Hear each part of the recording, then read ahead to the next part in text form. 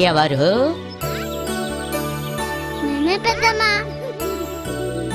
పిల్లలు మీరట్రా అల్లరి చేయకుండా నిశ్శబ్దంగా కూర్చోండి. సరే పెద్దమ్మా. కూర్చున్నారా? ఒరే పిల్లలు, ఈ రోజు మీకు మంచి కథ చెబుతాను.